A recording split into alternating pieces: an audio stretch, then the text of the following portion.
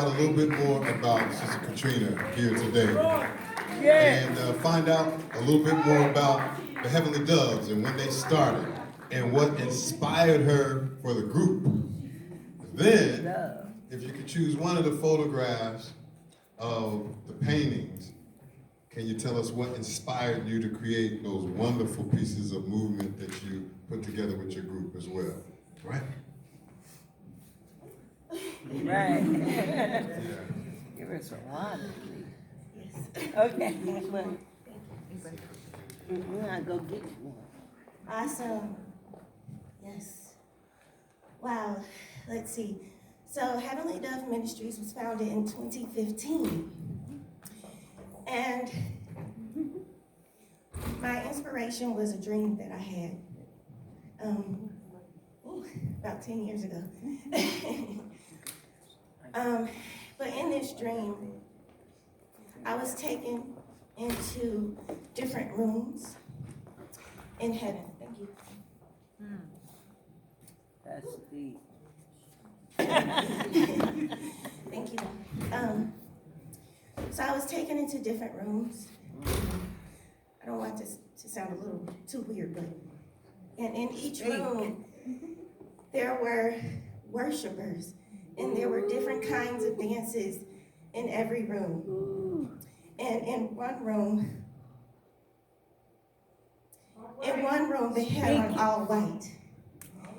And in another room they had on red. And in another blue. And I said, Lord, what is this? And he said, this is the activity of the throne room. And I said, wow, that's so beautiful. And those who know me know I love color.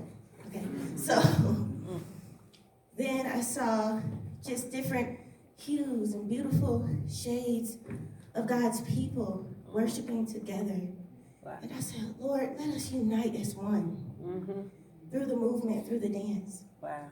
It doesn't matter what nationality or race or even belief system, but let us come together and worship. Yes. Right. Yes. And so that's when I said, well, what do we call it? And he said, Heavenly Dove. Because the Holy Spirit descends as a dove. Yes. Yes. And when he descends, he brings healing and miracles. Yes. And so that is our assignment, to manifest heaven on earth. Fabulous. So that's the story of Heavenly Dove. Yes. What was your next? And my other question was, so what piece, choose one of the pieces that you did and share what your inspiration was for it. So can we move these or change these? Sure. Technically kind of challenge. So choose which one you want to share with us. I would say the woman in the mirror. The woman in the mirror. And yes. Yeah. I try not to cry. But when I saw this piece, I said, I was reminded of a time where I walked by a mirror similar to the ones that we used earlier. And I had on these sort of like royal garments. And I heard in my prayer time in this moment, I need you to see yourself how I see you. And when I looked in the mirror in this moment, I remember that I seemed to transform right before my own eyes. And so then, now when I look at God's people, I see beauty. Yes. And I see your special abilities, your special gifts. And I see, even though you may be facing adversity or whatever, I see the healing and I see the wholeness. Yes.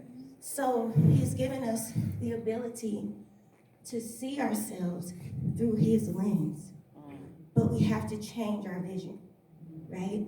So those of us who wear glasses, I wear glasses, I have like 20-something pair,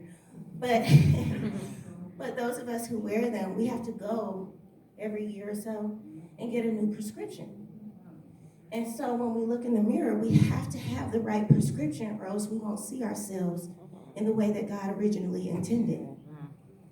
And so this particular piece was so special to me because it reminded me of that moment, and it reminded me that when we look in the mirror, we have to know that we are fearless and strong and bold and courageous. And also I loved the colors of the piece and the different eyes that you see there. That spoke to me because we have to change our sight and see ourselves from his point of view and look at the world from his point of view. Because when we do, everything's not so bad. Not so bad. It's not so bad after all, right? It's not. Awesome.